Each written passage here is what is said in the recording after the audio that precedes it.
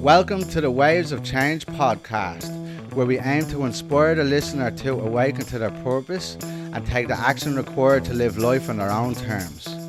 My name is Dara Byrne, confidence and mindset coach, speaker, entrepreneur and humanitarian. I will be sitting down with creators from all walks of life who grew through the waves of change in their lives to be making the impact in the world they are today.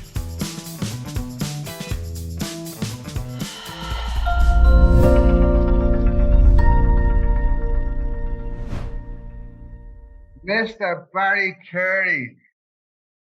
How's it going, Dara Bourne? What's happening, mate? Mr. Barry Carey, the black dog is in the house. This is one of a kind. This is the first. This is episode 28, and it's the very, very first time I've had a client come and join me on the podcast. So, Barry, big celebration. Thank you very much. How are you doing today, bud? Yeah, good, Dara. Yeah, very good now. So, nice day out there in Sydney. Beautiful day. Yeah, lovely. Really You're nice. getting the weather over there now as opposed to the rain that has been waterlogging the place now for a long time. Oh, it has been. Yeah. I believe last summer was very wet. So a lot of people sitting at home, especially those who are working in construction. Yeah.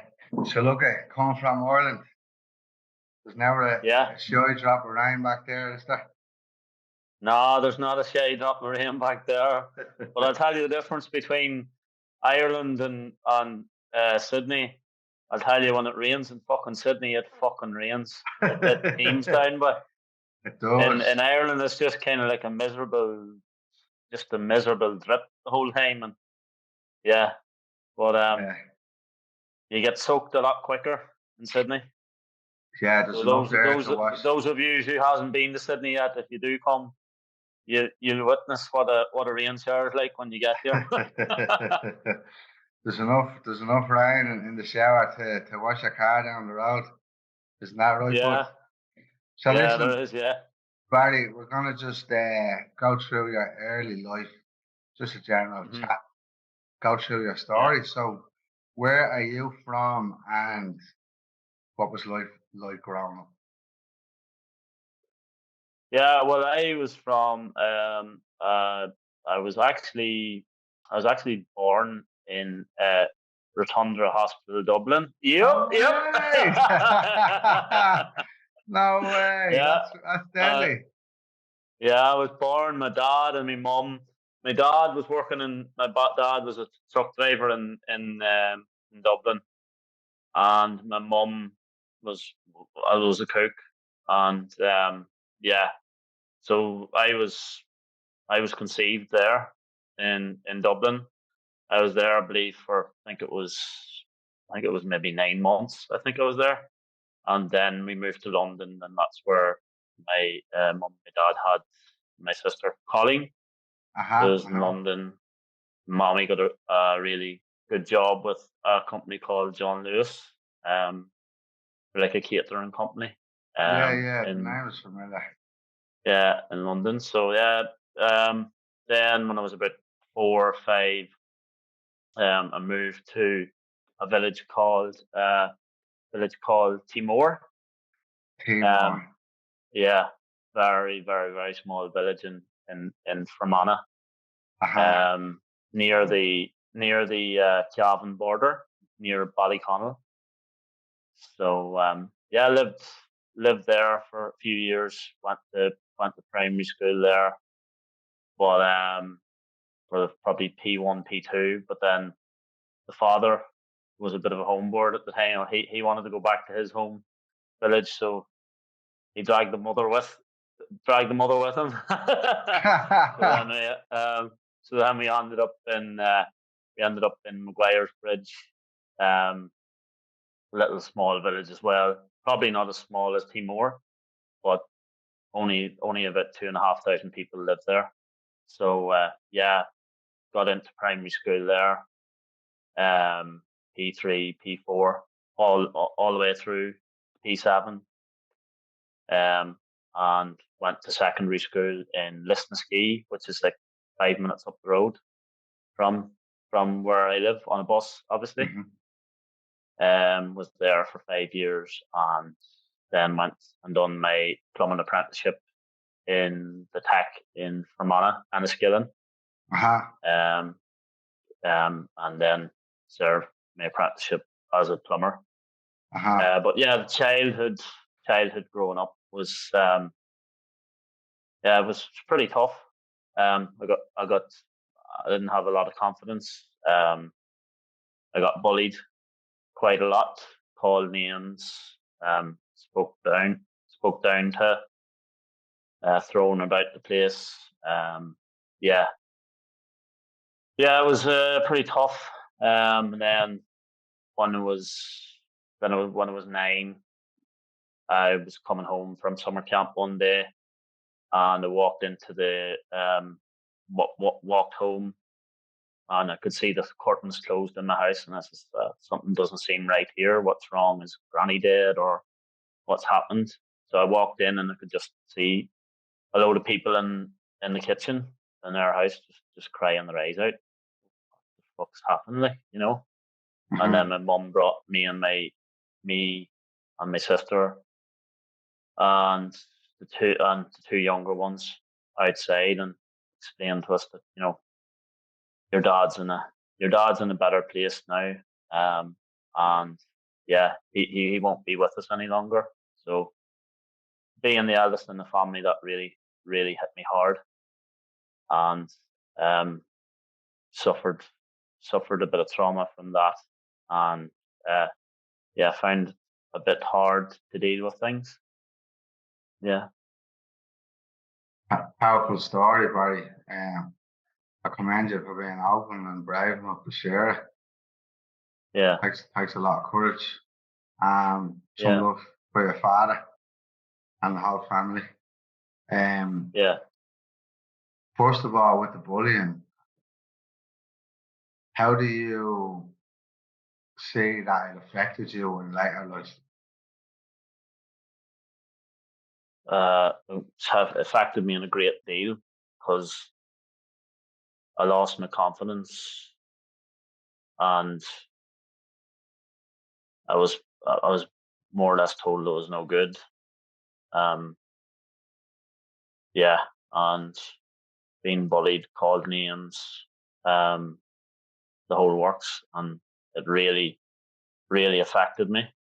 And when you get bullied by people for long periods of time, you start talking to yourself in that way.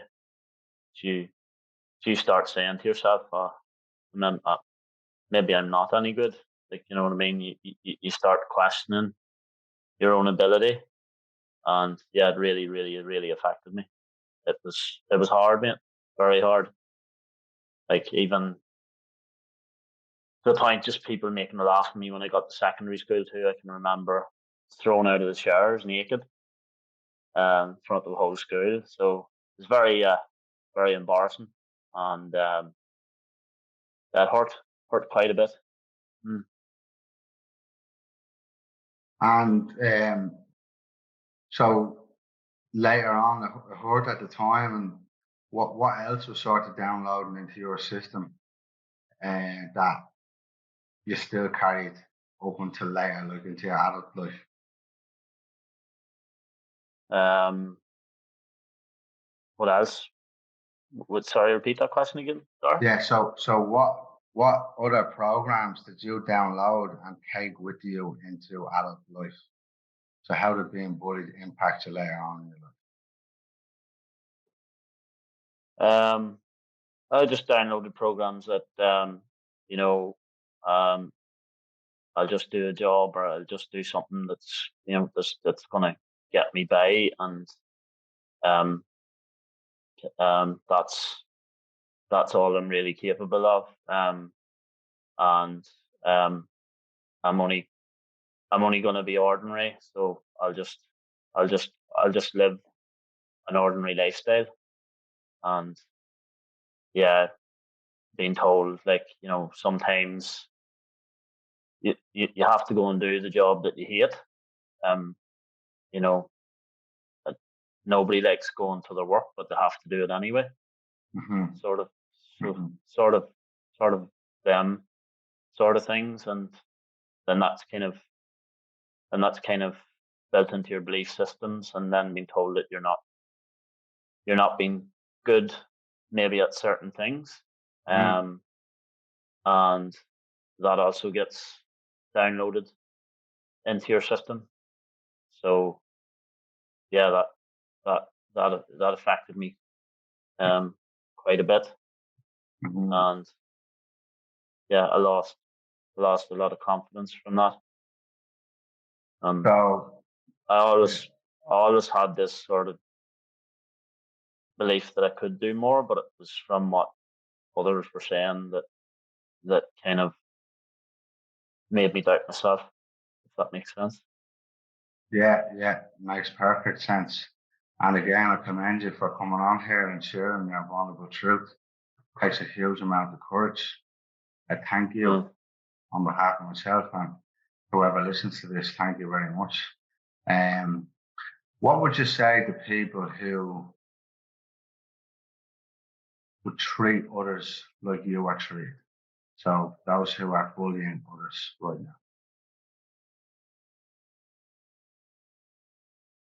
Um, Stop doing it. Um, if there's something in your life that you feel that is a problem, um, don't be using someone else to bully so that you can feel power. You know what I mean? So that you can feel power. Um, whatever problem that is that you're having, go and speak to someone and ask yourself the question: would I like to be treated the way that I'm treating this person? And then if you get the answer no, well then what do you think yourself then? Do you think it's right to be treating a person that way? Do you think it's right to be calling that person names? Do you think it's right to be making a laugh of them in front of 20 odd people? So I would say to those people to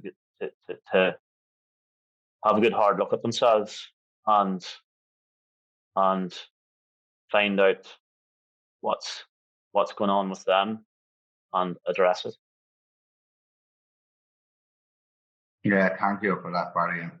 And just to double down on that, um, they say hurt people.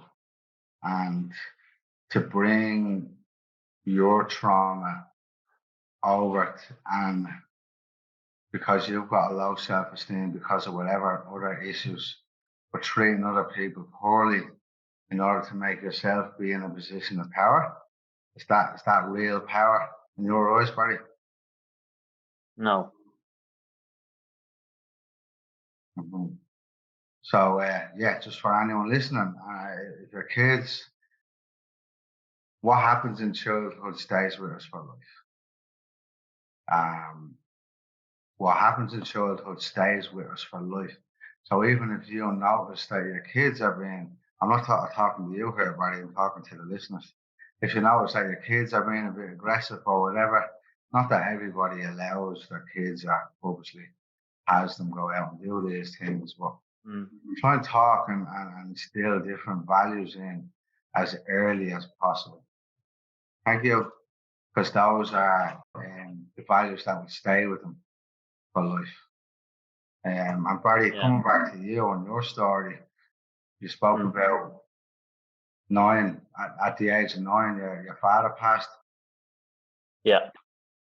What was the impact of that on you as a kid? It was huge. It was a huge impact. Like knowing that, I'm going to spend the rest of my life now growing up without a father figure in my life. Yes, I have my mother, and she's absolutely amazing, and she she always always had her back, but I was missing, I was always missing that father figure to look up to. Mm-hmm. You know what I mean? And it affected me deeply, really deeply. Like I would have want to grown up to be a man and being able to quiz my dad on what ways to move forward in life, who to trust and who not to trust. Um, but I didn't. Unfortunately, I didn't have that opportunity to do that, and I had to sort of like figure out things myself.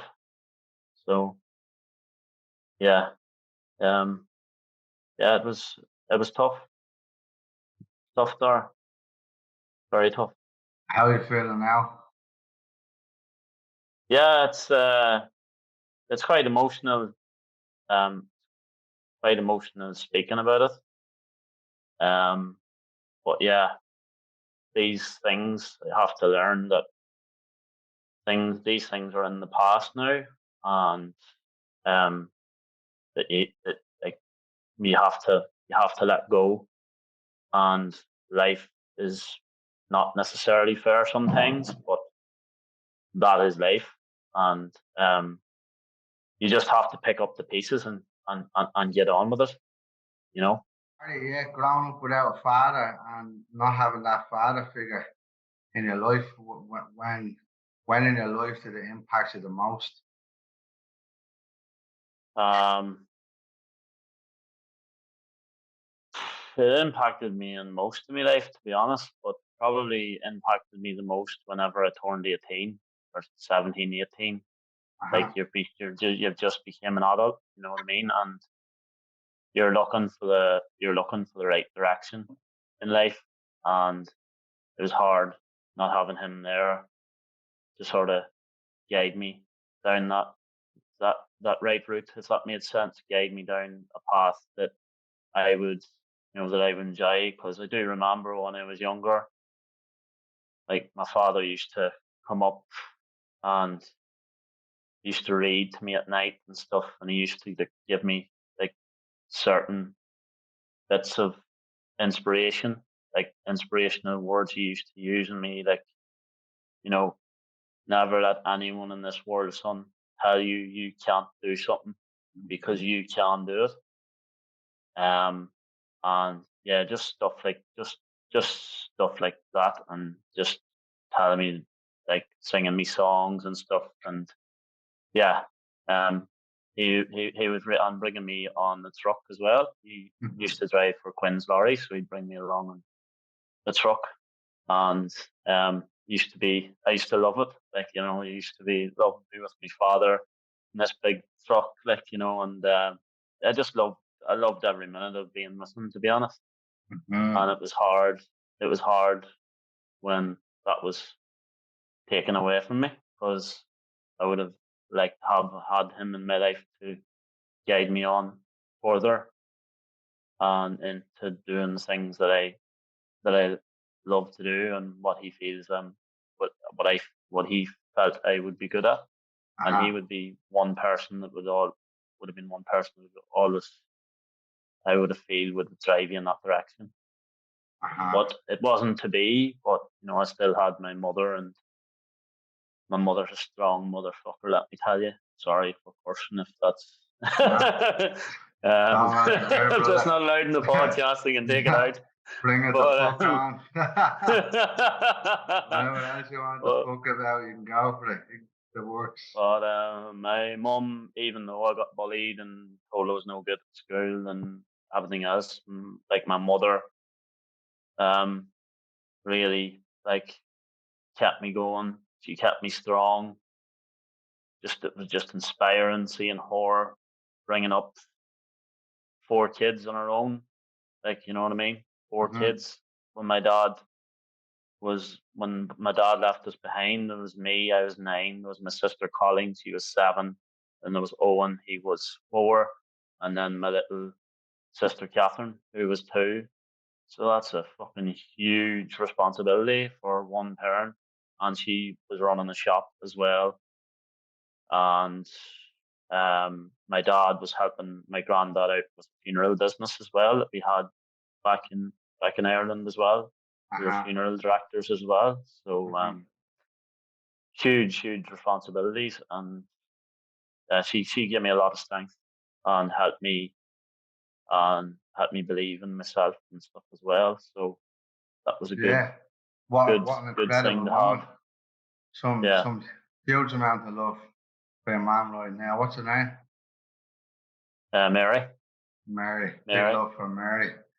Yeah, she came from a farming background, so it doesn't fucking surprise me that she's the tough woman that she is. Yeah. And all most of her brothers are the same. All like really handy with their hands. One was a super builder. He unfortunately um died of a heart attack. But there's another guy called Brandon, and he's some man. He is some man. He could literally turn his hand to anything. Mhm. If there was needing plumbing to be done around the house, he'd be in like giving me a hand. He's so handy with his hands; it's just amazing. Yeah, Uh-huh. And and he was sort of like a father figure to me as well. So um, he was tough. He was tough, and I liked that. Like, you know what I mean? tough Um, love. tough love is good. Yeah, sometimes Uh-huh. it's not that great, but sometimes it definitely is good to have It's what's needed because it turns you into a sometimes. stronger. It builds your character Yes, and resilience. and Um, resilience. well done. So as you transitioned into later years, so from 18, let's say 18 to 22, 20, 24-ish, what was Mm. life like for you and where were you in the world? I was in Ireland. Um, I was in Guayers Bridge. Um, I was working as serving on my apprenticeship as a plumber. And yeah, um, that was tough in ways. It was good in others. I did have my good moments, but I also had my bad moments as well, where I would be uh, on certain tasks and I would maybe struggle with them certain tasks and I'd get pulled away from them instead of being told, I'll show you, you can do this. I was sort of pulled away from it and kind of in a way saying, "Oh, you're no good. Like, Mhm. you know, don't do this." So that kind of hurt me a bit. And because of lack of confidence in certain areas of that trade as well, I was sort of like made a laugh of a bit as well. I came home one evening and there was like a dead crow in my lunch. One of the lads at work had put a dead crow into my lunch bag, and that really hurt because it's like, these boys are fucking making fun of me. Like what? Like I don't accept that. That's not right. You know what I mean? And that was hard. Mhm. But I battled on. I was pretty, even though I was lacking the nerves a bit, I still had that little bit of a gremlin inside me, and it's just like I want to prove a point. I want to show people that I can actually go on and do these certain tasks, and I did do that, and I improved. Mhm. Um, so yeah, that basically from was 18 to 21, plumbing. I ended up getting my qualified as a plumber, and yeah, when I was 21, I moved over to Oz then. So yeah, Sydney. Went to Thailand first. So yeah, that was an experience. A Yeah, bit of an yeah. experience, yeah. I just for the listeners who are not watching, Barry is smiling greatly when he mentioned Thailand. Why the big smile? When you remember Thailand, Barry. Oh yeah. There's just a lot of wild things going on there, man. Just As to like go traveling around. it's an eye opener in a way, like when you've got women that look like men and you've got men that look like women. It's you know the story yourself. And then sometimes you get mistaken for these, you get mistaken as well. So Did You you could end ever up end and up down in the the wrong. wrong bedroom? You could end up in the wrong path, surely. I'll not say I ended up. I'll not say I ended up in the wrong bedroom, but it was very, very fucking close. I'll tell you that much. You're keeping the cat close to I your was chest. Is that what fairly, you're saying? I was fairly sick after. I was fairly sick after it as well. When Pointed I out did know, it was a man.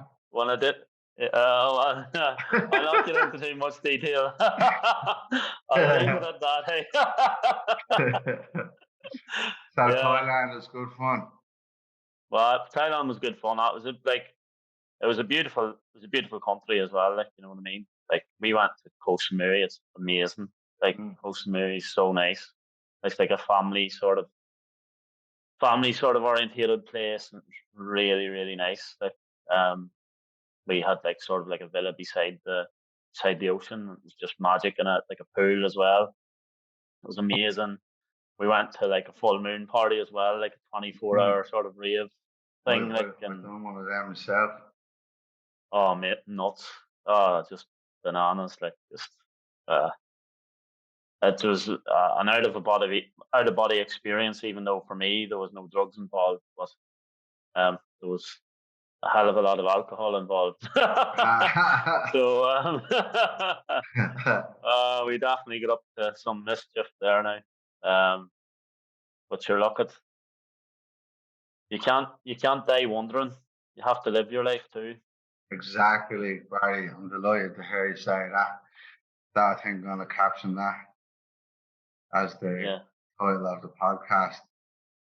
But would you say once you took off around the world, it started to open your mind or open up your listening? Well, my mum said it was actually my mum that suggested it to me. Like, Barry, like, um, you know, what is the word she said? We can't, no, you know, your mum can't be lifting and laying you all the time. You know, there comes to a point in your life where you have to stand up on your own 2 feet and get out and see a bit of the world. Don't be stuck here and don't be stuck here your whole life. There's a whole world out there to be seen. Like, my mum had been to Canada and everywhere, and like, she loved it. Like, and she would have hated to seen me living a life in a place. Not that Fermanagh is a beautiful in ways, but living a life outside of there, she would have liked to see me experience. Like, and she drove me towards doing those things. So that's what really planted the seed in my head, to be honest. So I jumped in with four friends from home, and we we went over and we had a ball. Thailand was the number one stop, and then we were a month there, and we to uh, went to Perth. We went to Perth and we got in with this farming crew. We're picking a flower called Patterson's Course, and it's like it's not good for the sheep. Like, it's meant to kill off the sheep. So they had like a sheep farm, so we had to like pull, and they had lambs and stuff. And the guy, Derek is his name, he was actually one of the most successful foresters in Western Australia that we were working for. Uh-huh. Yeah, and he named a couple of lambs after us. Stop it. So I think one of the lads was one of the lads in the group was called Sean, and Sharing up the sheep. he called his lamb Shauna. And then there was another lad in the group called Stephen, and he called his lamb Stephanie. Well. And then there What did was he call your lamb? then there's me. He called me Black Barry, because my sheep was black, so he called it Black Barry. Black Yeah, Barry. so we were. He was a gentleman, and helped us a long way. Brought us out to real fancy restaurants, and like the odd time, he'd treat us, and he's a real nice man. He'd break like it was a very isolated place we were working in though. It was like Mm-hmm. out in the middle of nowhere. Place called Bindoon. Bindoon it Been was called. down. Apparently it was the drug capital of Western Australia. No way. And yeah, but there was fuck all there. There wasn't even as much as a pub. So it was, Wow. yeah, but it was good. It was a good experience, like working in that farm life, and it helped us towards like getting our visas and stuff, like second year visas and stuff like that as well. So that was the plan, and then we moved to Melbourne just around November, and got involved in went to this like warehouse sale, and we were like selling t-shirts and selling remote control buggies and remote control petrol cars and stuff. And I got I got pulled aside one day, and it, one of the guys that was over us said, "Look, I have my own car company business in Melbourne. Would you would you like to come and work for me? We'll train you up. We believe you've got a lot of you know you could have a lot of talent in this Good with area, and we want to customers. train you. Or, Yeah, good with customers, and you're selling a lot of gear here, so we'd like to take you on and train you up." And he said you could be making, once you're trained up, put the practice in place, you could be making up maybe $250,000 a year. And I was like, wow. The eyes just lit up, and I was like, oh. And he says, what are you doing for Christmas? Well, I said I have to go to Australia for Christmas, but or sorry, I have to go to Sydney for Christmas because my auntie and all lives there, and I have a few friends there. But I'd yeah, be keen on coming back. Um, and I didn't end up going back in the end up. Got involved in football and all the rest, and drinking and having the crack. Um, and yeah, so then when the idea did come in my head again, maybe I should give this a go. What happened? I fucking lost his number, so that was yeah. that out the window. Stop it. Yeah, Oh well, yeah, that's meant to be, isn't it, Barry? So yeah. It was meant listen, to be. Yeah. when did you recognise your mental health started to decline? Um. Well, I had it a bit. I had it quite a bit when I was in childhood. When I was 14, I had has anxiety. Um. I was basically a hypochondriac, to be honest. Thought any niggle or not even. I thought it was if I had if my heart was beating a bit too fast, I thought I was having a heart attack rather than looking at it as a panic attack. Um, um, if I felt weak, I thought I had diabetes. Just a load of different things, and I just had basically my mind convinced that I was sick when I Mm-hmm. wasn't. You know what I mean? It was yes, it was sick, but it wasn't related to my health. It was health anxiety. Mm-hmm. So yeah, um, when I was yeah, so that was I had anxiety when I was younger, and then I went to a counsellor, got that sorted out. Then I come over to Australia. Probably first 3 years was great crack. 2 3 years was great crack. I'd have played football for Michael Cusick in Sydney. I'd having a ball, um, and then I got hit down in 2013 um, with very major depression, like a depression. Um, yeah, it was hard. Was driving to work one day, and a few boys were talking about a mate of mine who's from Dublin. I won't mention any names because it would be wrong of me to do so. Um, because I respect that person.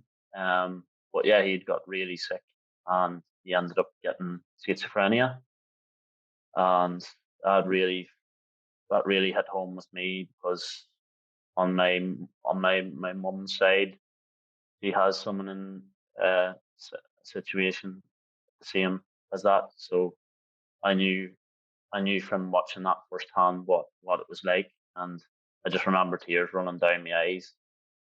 that day, and I had a crash on the road as well because I lost focus on what I was doing.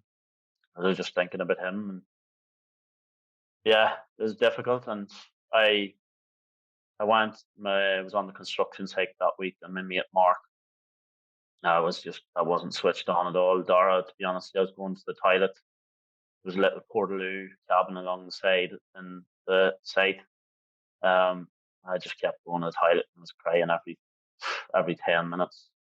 Couldn't understand what was wrong with me, what was going on, and lost focus in my work. And Mark brought me aside and he says, "All right, can't have you here, lad. Like, it's like it's dangerous. Like, I'm gonna have to like bring you along and get you some help." So he he rang he rang the he rang a counsellor for me, and I went and seen her for a good solid year, and she got me on medication, and yeah, that and got me into doing like gratitude list journaling and all that kind of stuff, and that really helped. Mhm.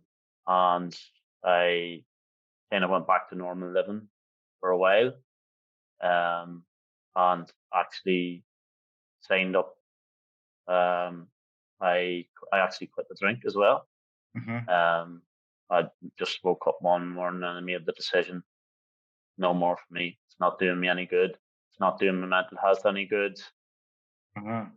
I just have to stop, and that's it. And that's what I did. I just stopped, and I got into running then, and it just kind of snowballed from there. Within a year of training and stuff, done my first marathon. Within a year of training and stuff, I became an elite athlete very quickly. Um, I think it was at the time I ran 34 minutes for 10K, and taking into account 2 weeks beforehand, I was running through Centennial Park, and I ended up going over on my ankle. I snapped my ligament in my ankle 2 weeks, and I was like, "What the fuck am I going to do now?" So I was like, I lay up at home for 2 weeks, just icing the fuck out of my ankle. I want to get, because it's for a cause. I was raising money for the council council, I think at the time, and it was my father's anniversary coming around the corner, so I was doing it in honor of him. So it had all planned beforehand. So I was like, no, I got to get on. I got to get on to the start line. So I ended up running the race. I seen the physio. He goes, right, well, get a strap around your ankle. Get a strap around your ankle, and I think you'll be able to do it. So I went and run a PB, 34 minutes. Wow. Working the Yeah, black it dog was in the house. the black dog in the house. Yeah, when I put my mind to something, if I really want it, I get it. So that's Right. Love it. yeah. And What then year was that party? that was 2014, 2015, I believe. Yeah. Yes, yeah. So that was then, and I was training with Olympians. I was training with Commonwealth Games athletes. It was just incredible. Like, Amazing. and I had a coach in Sean Williams who just planted the seed in my head one day, like, mate, you're just not no average runner. You could be you could be bloody good someday. So put the effort in. So Mm. he had basically planted the seed in my head, and I just went from there on in. And yeah, my mental health was pretty good. The running took that away. Like, the running really helped with my mental health. It was good at increasing endorphins in the brain and stuff like that, and it really alleviated stress. So it was a magic thing to have in my life, and I had purpose Mhm. as well. I had plans, I had purpose, I had races, so I was always something ahead of me to focus Mhm. on. So that was good. And then in, was it 2019, I was fine for a good while. Had me ups and downs, but was able to steer my way around it and get keep going. But then in 2019, things came to a head. Um, I Had an accident. Had an accident. I was training my absolute guts off. I was running hills constantly. Um, really getting ready for the city to surf in 2019, and then that all got taken away from me. And it was a really hard pill to swallow. After that, things just kind of spiraled out of control. I started How getting health anxiety. I started getting health anxiety again. just quickly about it before you get going. How did the city the surf marathon get taken away from you?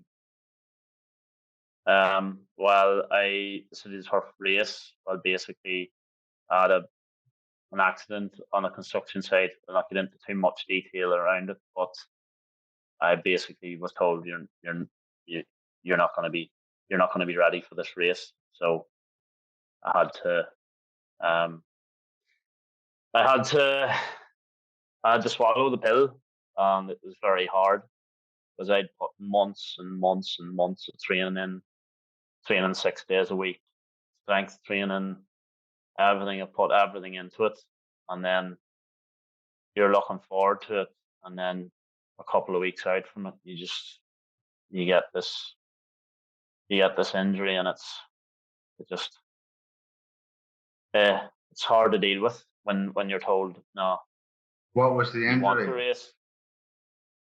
Well, I got kind of well, it was my hand. So basically, my finger was hanging off. I got it caught, and it was hanging off. So I had to get had to get plastic surgery on it and everything. And with um with that, yeah, the doctors basically told me, I was like, can I not race? Can I not race? And they're like, no, no, no. Um, you need to give this time to heal, and um, you can't do it. So I basically, yeah, that How was hard to take, how and close to the race was it? probably uh, probably probably 2 weeks out, 2 weeks out from the race. Pretty Yeah, close, eh?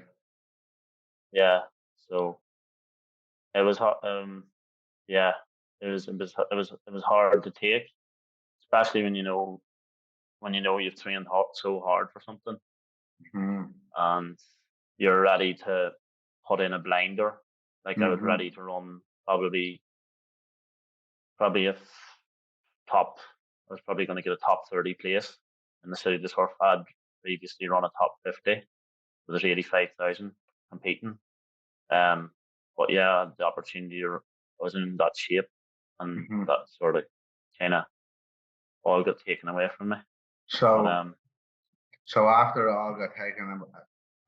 all got taken away from you, and I was out of um, work and everything as well, and obviously couldn't work, and having no having no sort of structure in your life, as well. Kind of your mind starts sinking when you've got mm-hmm. nothing happening, and then you're running out of money as well. That that had that had a major impact as well. So, yeah, things just kind of spiraled out of control, and I just got into a really deep hole. I was found hard to drag myself out of.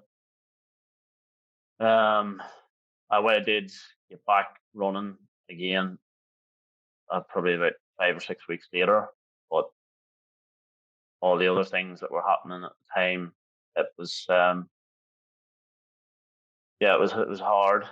Um, I so yeah, things just got the better of me, Dara, and I started my health anxiety started to spiral again. I started to get depressed again, and I more or less had a end up having a nervous breakdown. Um, 2019, I was all right. I went home for Christmas in 2019, um, and sort of kind of parked it up on the shelf for a while. Just I'll go home, enjoy my holidays, and then I'll sort out all the stuff, come back and sort out all the stuff afterwards. But when I came back, it just wasn't the same. And yeah, just things spiraled out of control, and I lost my whole confidence. And I remember ringing my mate Mark one day, and he thought it'd be good if the best idea if maybe I thought myself get away for a break, see my auntie in America, sort of chill out a bit. But that was the worst probably move I could make. It was nice seeing her and all, but she was at work and I was home. I was in a flat in San Francisco, just stuck with my own thoughts all day. No one to talk to. Just not a very good environment to be in. And eventually things came to a head, and my auntie said to me, Barry, I don't like, she basically got to a point, and it's crazy how quick things happen, but it got to a point where she nearly had to hold my hand, like crossing the traffic lights. Because, like, I was a broken man. I was a broken man. Mm-hmm. Yeah. And brought me to counsellors, brought me to support groups, done everything she could, but nothing seemed to be working. And she said, I'm going to have to get you home on a flight back to Ireland, because she says you'll have no pressure there, and you won't have to pay rent, and you can just work on, like, getting back up on your feet. And uh, yeah, so that's what happened. How did She that got feel for you then in that moment? yeah, felt tough, felt tough. I wanted to, like, my mate Mark was going to give me a job back with him Mm. and I said, be with you, you can help me work on my confidence, because he was really good that way with me. I've worked with Mark for years, and he was really good. And he'd always, encourage me into doing Mm-hmm. things, and he was good for my confidence. But we back and forth conversations with my mum, my auntie, and stuff. They reckoned that I wasn't in probably uh, fit shape to do that, so I ended up getting on a flight back home to Ireland. Was greeted with my mother. I just met her with tears in my eyes, and she says, whatever you're going through now, Barry, we'll work through it. We'll get through it. We'll Well sort done. things out. I love you. We'll we'll sort it out. And yeah, so I was I was there for a few weeks, and it wasn't so bad, because I was meeting up with people that I hadn't seen in years, and it was good to see them, and they were happy to see me as well. So that was good. And then I got started. I was starting in a job in a factory, which I thought was going to be dealing with food, in a food factory, putting food on a conveyor belt, and then it just does the work after that. But when I landed to the job, I was given a rag and um, the desanitizing spray, and told, like, go around the factory, clean all the touch points. And my mind likes to be challenged, and it wasn't it wasn't getting challenged. All I Uh-huh. was stuck with was my own thoughts. So it was like, and it's just a ripple effect. And COVID had hit as well. You weren't allowed to go and see anybody. You weren't allowed to go up and meet. You weren't allowed to meet with anybody. You could only stay within, I don't know what radius it was at the time. You could only stay within that radius, and yeah, it was hard. Move on from there, and I ended up getting really bad, to a point. I went into the kitchen one night. My sister tried to console me, or kitchen one morning. My sister tried to talk to me, say, Barry, you're strong, you can get through this.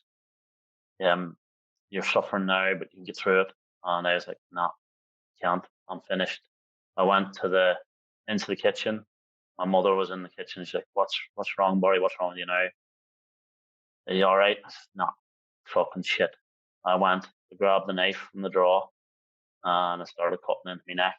And my mum screamed, my sister screamed, sister pushed me, knocked the knife out of my hand, and attacked myself. Went voluntarily into OMA rehab then and spent 10 very hard weeks in there. Got out after 10 weeks. I was at home 6 weeks, walking the roads with my mum, and the brightness was starting to come back into my life. And then just one Wednesday, I had a bit of a lull. My mood started to dip a bit, and I remember ringing my brother, and I says, "I don't know what's wrong with me, but I'm just having an out of body experience, and I just don't feel like I want to be here anymore. I just feel like I'm not serving any purpose here. So what's the point of me being here?" And he just said, "Depression can do that to you." Fast forward to Friday morning. I woke up and I went to the kitchen table. I was having my breakfast, and I just bust out crying. I just felt like it was worthless. It was no good to anybody. Couldn't understand why I couldn't get couldn't get things in my life straight. And my mother said to me, "Barry, why don't you go for a run? Like, it's always helped you in the past." So I went for a run. I said, "You know what? You're probably right." Went for a run. I was out along the Belfast Road, heading for Belfast, and I just had some dark thoughts running through my head, like the way we speak to ourselves or the way our negative ego works. You're never going to be good. You're finished. You're no good anymore. You're never going to have a woman in your life. You're never going to get your money problems sorted out. Yeah, you're finished. You're finished, Barry. Just throw the towel in. Just throw the towel in. But I was fighting back against it, and I just couldn't. And I just remember a lorry coming along, and I remember I started to break down crying on the side of the road. I says, "I can't, sorry." I remember saying, "Please forgive me for what I'm about to do, but I just can't handle this anymore." And I ran out in front of the lorry and got hit,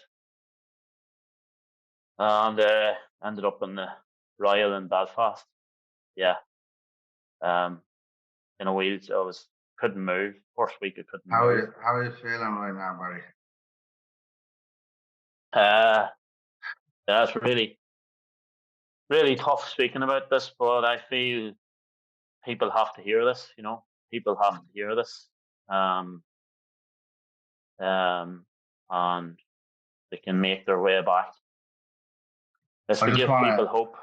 Yeah, I want to just stop you here for a second and commend your courage and bravery, and thank you very much for being here, and not just being here, telling your story with full vulnerability and truth. It takes a tremendous, tremendous amount of courage, and I'm very, very thankful for the listeners and for myself that you get. My hands are sweating and all right now, and I love you. I'm delighted to be having this chat with you. I'm delighted that we work together, and I'm delighted for the people who will get to learn and be inspired by this story. So thanks again, Barry, from the bottom of my heart. Yeah, no problem. There is a happy ending to this story today. It's a bit deep at the minute. It's great. It's great. Bring it. This is what we're here for, man. Yeah. The waves of change. But that week or that few weeks in the Royal in Belfast was fucking tough, mate. I couldn't move. The doctors had to wash me. The nurses had to wash me. Sorry, they had to dress me. I had to, excuse me language, but I had to piss into like a bottle, and had to do my other bathroom services into like a cardboard tray. And yeah, it was really tough. And then I was in a wheelchair But I just remember lying in hospital and having this thought, thinking, "Fuck, if a lorry can't fucking take me out, what the fuck can?" I need to gather myself together and fight back. I'm here for a reason. I need to keep going. I need to just fight every ounce of strength that I've got right now. And um, that's when the journaling started. I couldn't do fuck all else. Because I was and I obviously went into rehab for 6 weeks again, but got out for Christmas. But I was setting myself up challenges. It was actually quite funny in hospital when I was laying in hospital. After I'd had the accident and stuff. The nurse came up to me and she goes, she says, I'm going to inject you with a bit of morphine just to, just to have pain. It might pinch a bit. And I remember laughing and turning around and saying to her, I says, hardly pinch any more than getting hit by a fucking lorry. I says, I can take a needle. Fuck me. So, just before we carry on, what would you say to people who are in that mindset? What do you, looking back in hindsight, what do you feel is a good pressure relief or a good way of somebody who's in that mindset changing their mind in the build up or in the moment?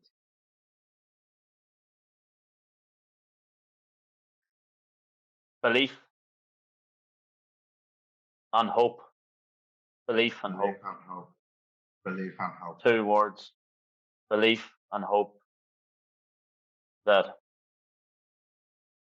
this is just one day, and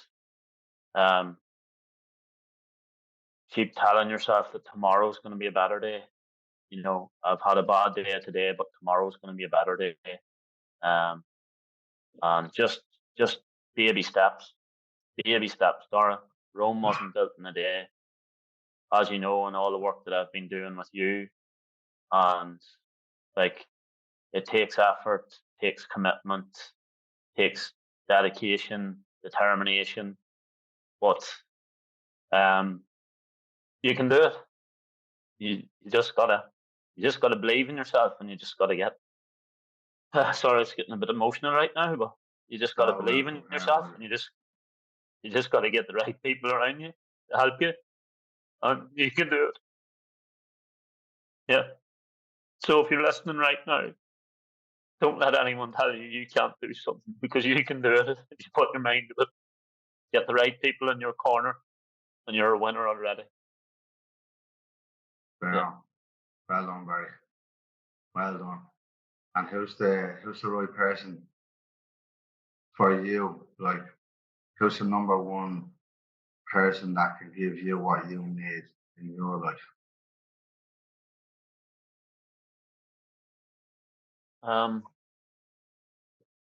Probably my mother. To be honest, there's been a lot of other people that have helped me along the way, but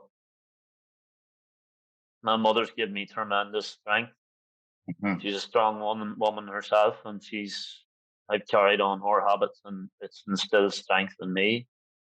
So yeah, probably her, and then other people that have helped me as well, like yourself, Dara. You're an amazing person. You're an amazing man. And the way you're so open, and I've listened to your podcasts and the waves of change, and it's absolutely amazing, mate, what you're doing, and I hope you keep at it, because that stuff's going to snowball, mate. What do you see? It's going to snowball. People don't know it yet, but they will know. Thank you very much, Barry, and just thank you. I really received that. Just could you have got here without yourself? Sorry? Could you have got here without yourself? No. I need myself, and I need other people around me to support me and believe in me, and let my mind be curious, and open my heart to other things like the holistic approach. Um, like it wasn't until I met Jeff McInerney in Ireland, Clare, that I found out there's another way. There's another way. Um, you don't have to be like everyone. Suppose everyone's different, and what works for one person mightn't work for another person in that time. But if they put consistency into it, it can happen. So Jeff McInerney, if you're listening, I don't. If you're listening, or Sarah, the girl who spent probably an hour on the phone to me before I booked in the session. Thank you very much for what you've done for me, because you've planted the seed. You've got me back up on my feet, and you've got me believing in myself again. So thanks very much for Legends. Well done. And I remember our Christmas time was a thing of beauty to witness your evolution, your story. It's like the butterfly or the caterpillar or the turtle that took off its shell. And you told your story. So you had all of your photographs and your videos. I think you started walking again. You were in a wheelchair. Then you started walking, and then you were in the gym, and doing strength training, and then from that you started running. And so right now, everyone who's listening, I'm talking about Barry. He over Christmas time, he sort of owned his story, and he told us your journey in on Instagram and your stories, and with videos, photographs, and obviously your own commentary. But can you tell laid it out on the line because I had to. Not because I had to, but because I wanted to. Yeah, there you go. Well done. Why did you want to? Because I wanted to inspire people. And I wanted people to know that there's another way out. And if you stay strong and you get the support around you, you go to the right psychologists or the holistic approach, whatever way it may be, go to the right people. You can move mountains. Just how did it feel for you to own that story, Barry? How did you feel? Unbelievable, unbelievable, because in the process of sharing it, obviously it was good, but it wasn't until I had it all shared that I went back through every single one and I looked through it, and I was like, wow, what a fucking story. Get up the black dog. Yes. Yeah. What a story. Yeah. What a story. It's even setting that goal, that first goal for myself back in 2020. It was just after I had the accident. Or 2021, sorry, it was in the new year, 2021, January. I said to myself, I was sitting at the kitchen table and I says, I want to go and climb Culca Mountain. I was in a leg brace. I says, I want to go and climb Culca Mountain. And my mum turns around and she goes, are you fucking mad? You're in a fucking leg brace. She left the leg to ask you that. You're in a leg brace. What the fuck? Jesus, no, look after your leg. And then I was like, all right, okay, fair enough. Sure. I won't do it. And then one of my mates, Aaron, messaged me one day and he's like, I'm bored. Do you want to go? Do you want to go for a walk somewhere? Or do you want to do something? You know, I said, I was Googling places to go, and I said, you know what, we might go up to Mayo Cliffs. So it's a right hike. So I said, right, I'm going to go up there with him. And I said, I'm going to climb to the top of that. It was like 1 kilometer straight uphill, up steps, 1 kilometer up steps. Wow. Nearly 1 kilometer. And I said, I'm going to do it. I was doing it in a leg brace. And he was breathing and panting behind me and going, what the fuck, mate?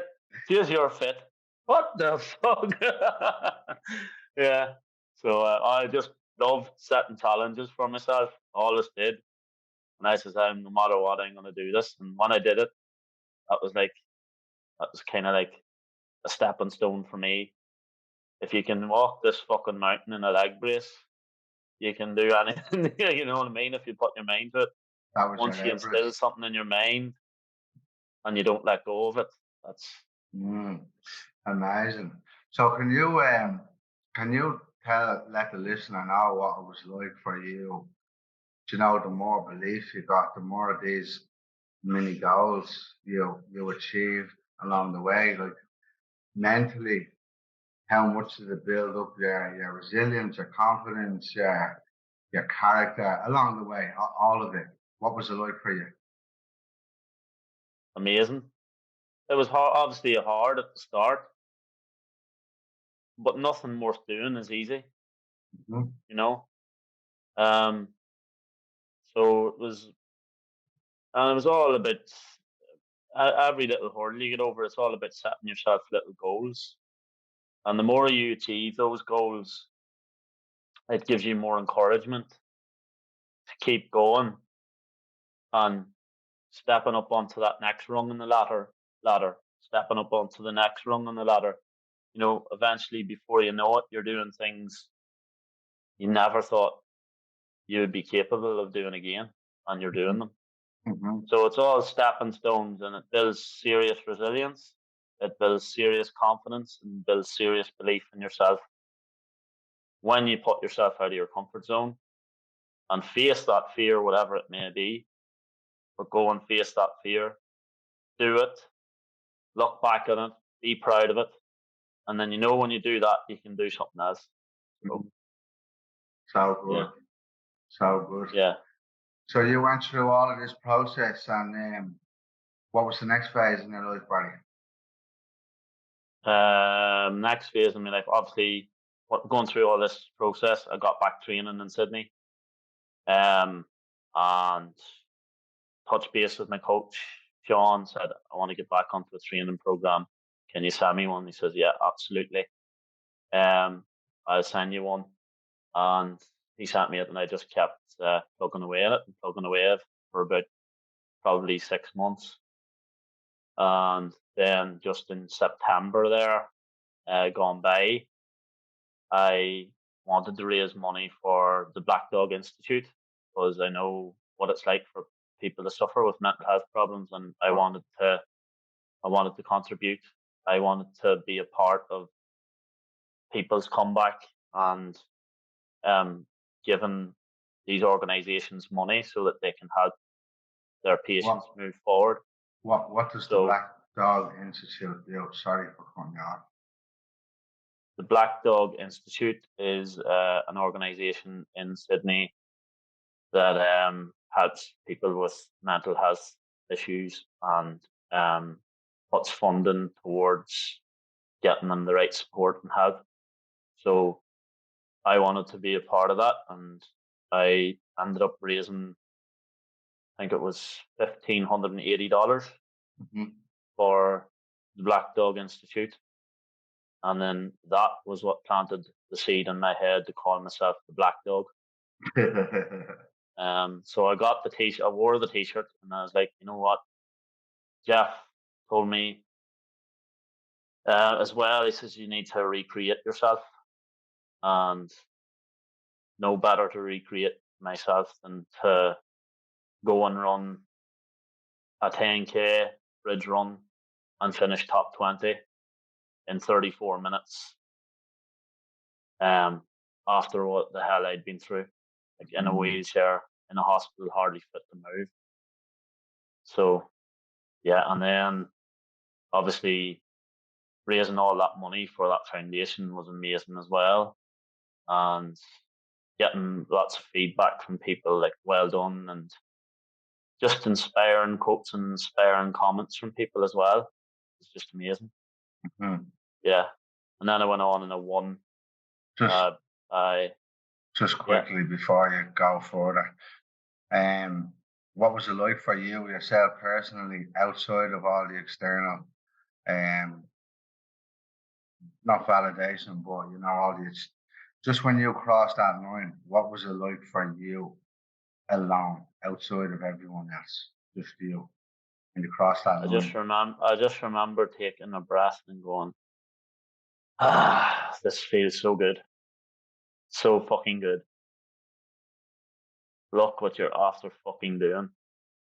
Like 2 years ago, you had yourself wrote off, but look what you're just after doing now. Mm-hmm. Incredible. I just felt so proud of myself. Even my best mate Mark, who has been all the way on this journey, Mark Murphy back in Fermanagh, if you're listening, who's been all the way on this journey for me, like been by my side all the time. I went up to him, obviously, greeted each other, and he gave me a pat on the back, and he's like, "Well done." And he goes, "You're not even sweating, you fucker, you." He goes to me.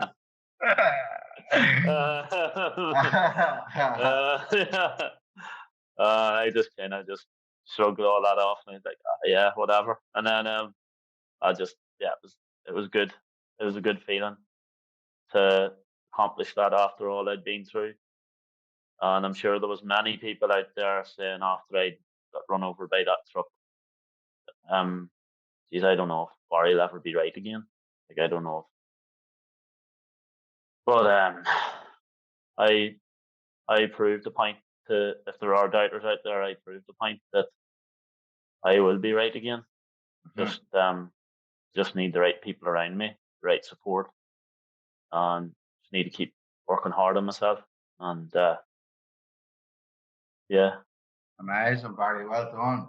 So you went from that race. That was in September. You so said, "Is it what was yeah, what came after that?" September, then October, the Irish Support Agency reached out to me, and they wanted me to share my story.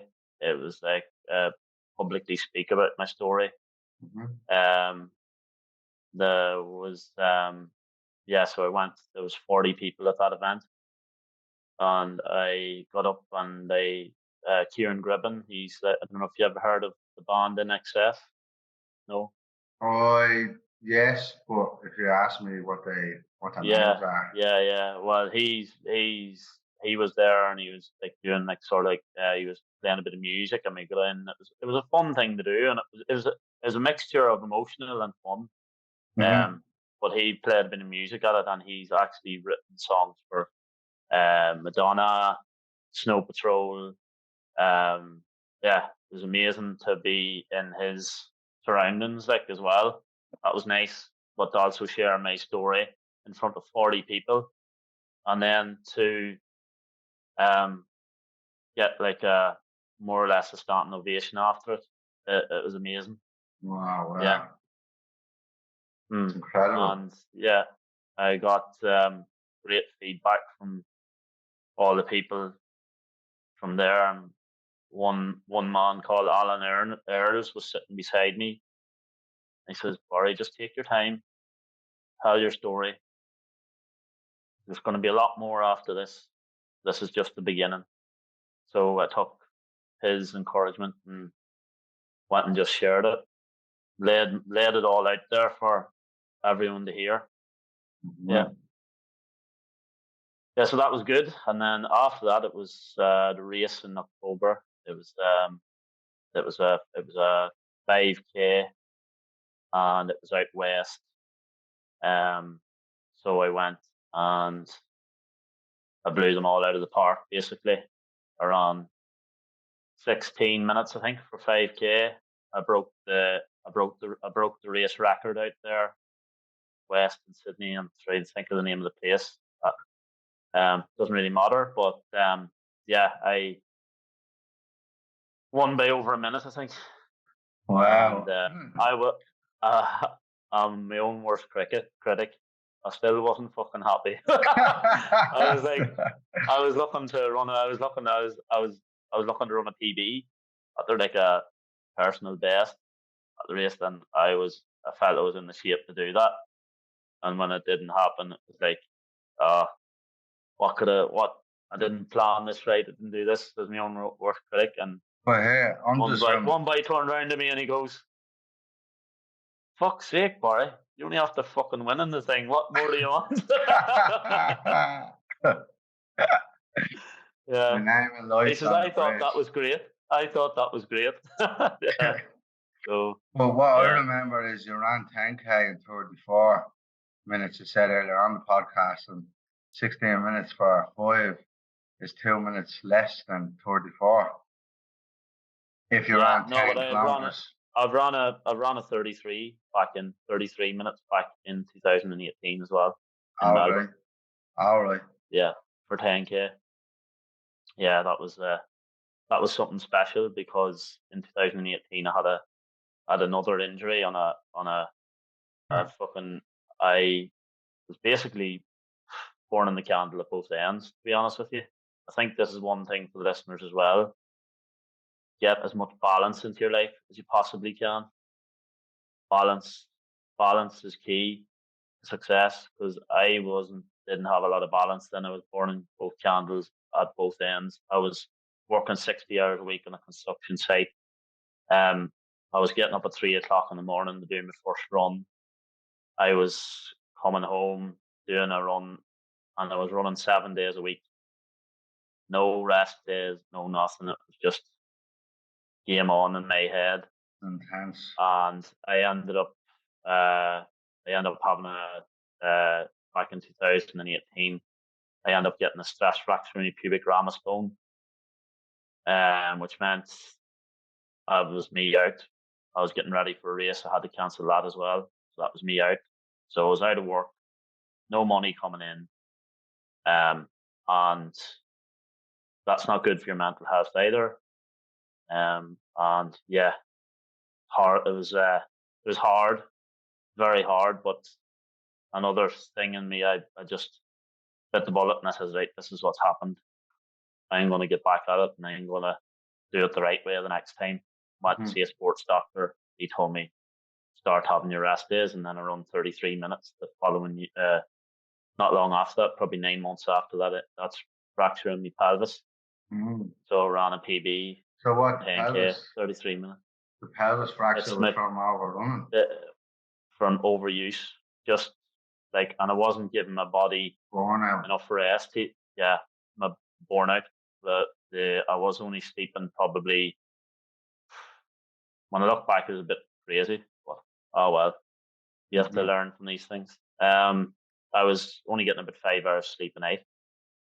So, and yeah, that's where I'm at the minute. 5 or 6. But I don't go running marathons and all that other stuff. Yeah, that's why I go to bed around 10, half 10 to get up at 4, quarter to 4, 4, 4 past 4, maybe the latest. Most days, not every day. Not every day. But that said, I don't go and run and put my body through the strenuous stuff that you are now. But yeah, just to shake it up a little bit, Barry, when you dropped your story over Christmas, what was the one? How did you feel after? I think you answered that already, but you can say it again. And what was the feedback you received from sharing the story openly and honestly? Oh, it was amazing. I felt really good about myself, but most importantly, I felt really proud of myself and what I was actually after doing. And the fact that by sharing my story, I'm actually helping people, and the feedback I got from it was incredible. I had one's messaging me saying, my partner, he's been struggling with drug addiction and alcohol problems, and you've really helped him and you've changed his life. So like he stopped drinking now and he stopped taking drugs now, and like it's just different messages, like, you know, you're some man, like, and walking through the tea gardens on New Year's Day, and someone out of the blue that I didn't even know coming up to me saying, he says, "Mate, I know you probably don't even know me, but," I said, "I don't. You're right." He says, "You're one bloody legend. What you're doing right now, what you're sharing, what a legend." That was it. He just walked away, and I just obviously said, I said thank you, but yeah, it was it was mind blowing. I was like, because I didn't really realize. I had a fair idea I was inspiring people, but I didn't realize to what extent. But when Uh-huh. you've got a stranger coming up to you in the tea garden saying you're a legend just after what you're doing, you're a legend. Like, it's just the icing's on the cake, really. There, Mhm. when you think about it. Mhm. So yeah, How did it feel for you to to have that feedback and the recognition? amazing. And not only that, the feeling of, something, Barry. If you put your mind to something and you really believe in it, you can achieve it. It's as simple as that. That's it. Yeah, there's going to be hurdles in the way, but there's ways to get around it.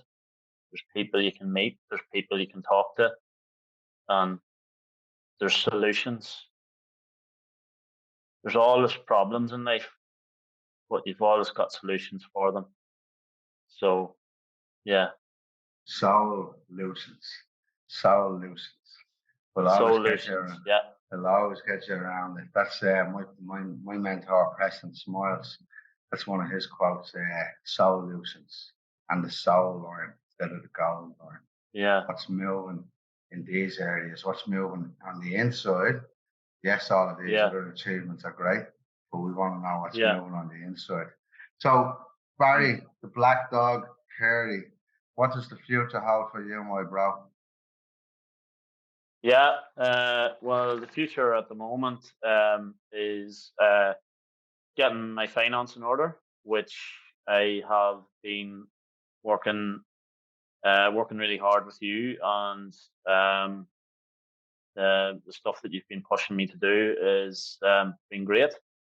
You're helping me hold myself accountable for my actions, and yeah, just getting my finance in order, having enough money in the bank so that I can go and do what I've always dreamed of doing, and that's like, obviously, the Olympics is a big goal in my mind, but on the realistic side scale of things, for now, I think it's helping people, um, and yeah, getting a running business started up, because I believe that's a massive gateway to helping people with mental health issues, and not only that, people who carry excess amount of weight, and I'm going to have it that it's a friendly, free environment. And also, last week I done a course on ice bath, um, ice bath therapy. So I'm an ice bath instructing course now, or sorry, an ice bath instructor now. So woohoo! Yes. uh, But not so woohoo when you yeah, get into them voice bats. They're fucking, oh no. at the moment, it's just planning in terms of my running. Yeah, in terms of me running at the moment, I'm just uh, taking taking a little bit of a back seat on that. The talent's always there. The talent is doesn't leave you. So main focus for me is my brother's wedding's coming up in May too, and it's in Italy. So I want to be Cool. there for that, and I want to be present, and I want to enjoy it with him and with my family. Yeah, so at the moment it's just all planning, Dora. Just all planning. You you don't you don't just get anywhere from not doing any planning. You got to plan it all out, and Mhm. that's what I'm doing at the moment. I'm planning the shit out of it. Brilliant. So So you're setting yourself up on a setting myself up. solid foundation. reaching out to people, ringing people.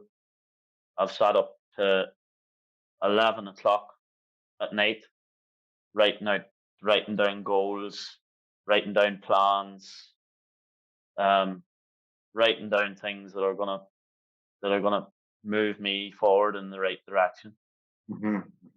So Brilliant, brilliant. Barry, thank you very, very, very much for coming on to the Waves of Change, coming on to the podcast, sharing your story, allowing us into allowing yourself to be vulnerable and allowing us to learn from your story.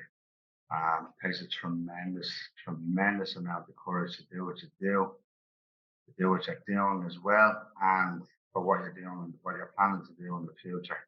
So thank you. There is a parting question for all of my guests, and that is, what does the Waves of Change mean to you?